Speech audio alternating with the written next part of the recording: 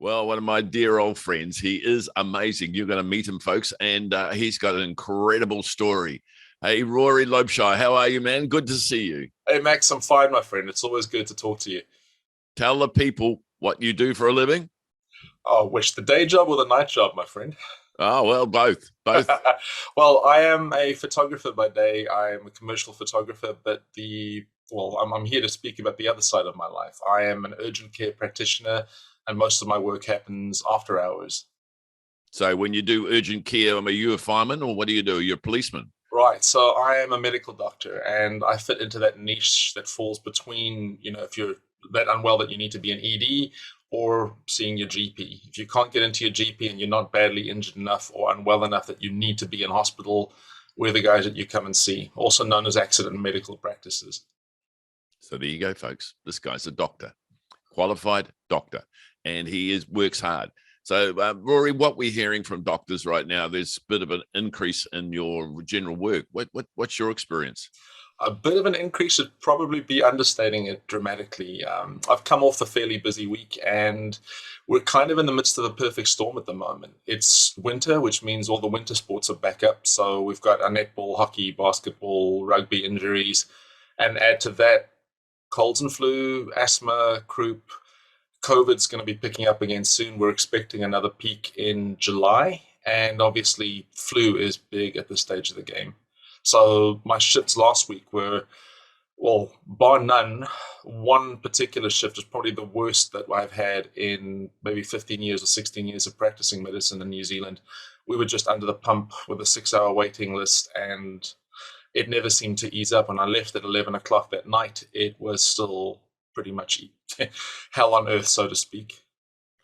Well, Rory, I know that this is the worst time of year generally for a doctor, but to have, like rugby injuries is a big one and the sport injuries and people are cold, they tense up.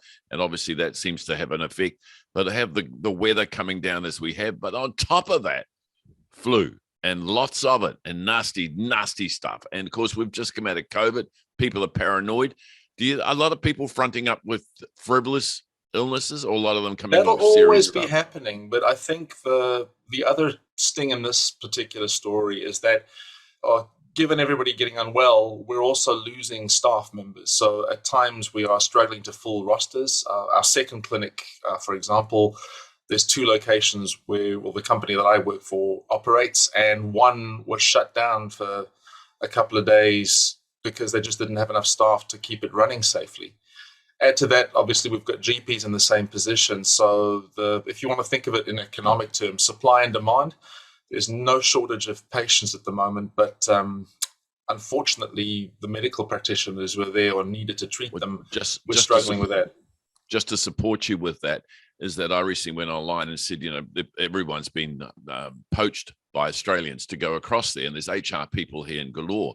But we do know of factors that your role as a doctor, but we know nurses, and we know that the special people like yourself that are critical for a country to run are being poached dramatically. And wait for this, I just heard that on Google, the term relocate to Australia is lifted 22% in the last month. So people are really at it. So look, what a shame if we lost some Yeah. doctors and more doctors, old friend. You're not allowed to leave. Folks, you're not I seeing his can't wrist because afford to leave. I've got two they're kids. shackled to the seat. Yeah, no, I'm well and truly entrenched in Auckland. I'm not a late 26-year-old with no worries in the world and no family to support that can just pick up and go. But I do know of a lot of people, a lot of nurses I know have looked at those options as well. Well, Rory, putting this into context, I've recently had an illness myself a couple of years ago. And look, I valued those doctors so much. And that's one thing I remember from my childhood, my parents valuing doctors. And there must be a lot of gratitude out there that you are available for people. It's a 50-50, Max. I'd say at this stage of the game, people come and people go, and everybody is completely different.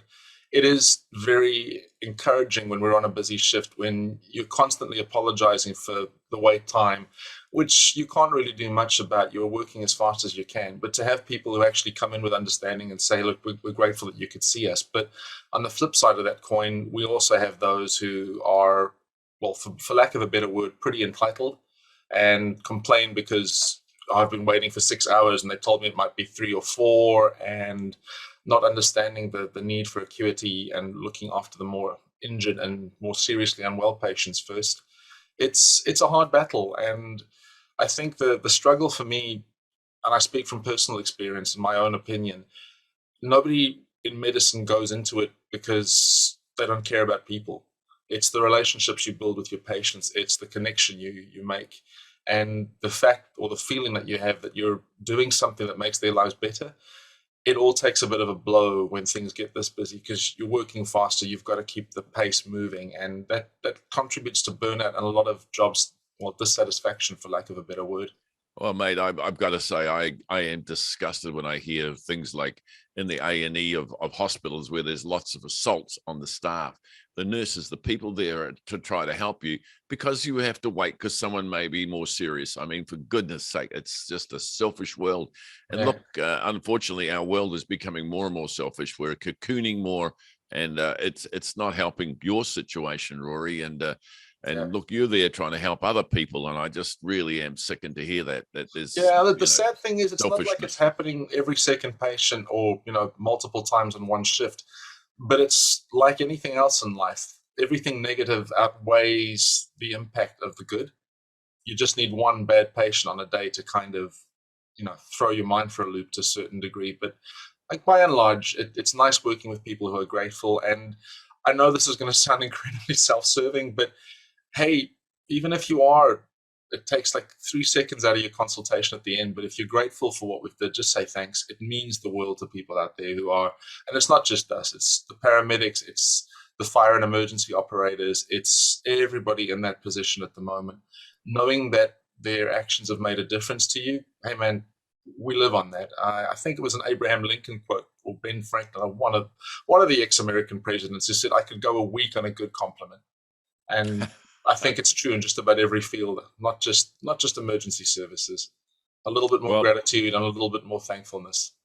well, I got to say, my friend, I mean, as I say, I went through an illness, and I sat in the waiting room one day, thrumming my fingers, waiting to get to see the specialist, and I had throat cancer, and I'm thinking, I'm a cancer victim for goodness sake, and I was really indignant and upset.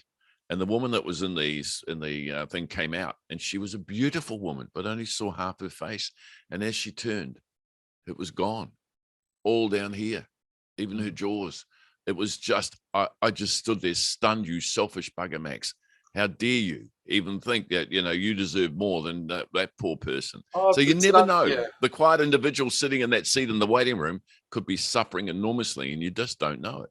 yeah. Well, it's sometimes about the acuity of what we see, but also that burden of knowledge when you understand that the problems and the complaints that they have could be very quick to deteriorate or could be the harbinger of something more serious happening and it needs to be cleared out pretty quickly. You don't know what you don't know. And I don't blame any patients for getting frustrated when it looks like other people are giving or being given priority for no good reason. But like I said, it's not like we're all twiddling our thumbs at the back and trying to make life difficult for everybody. We're all just trying to do the job properly and do the best we can while we do so. Now, Rory, flu.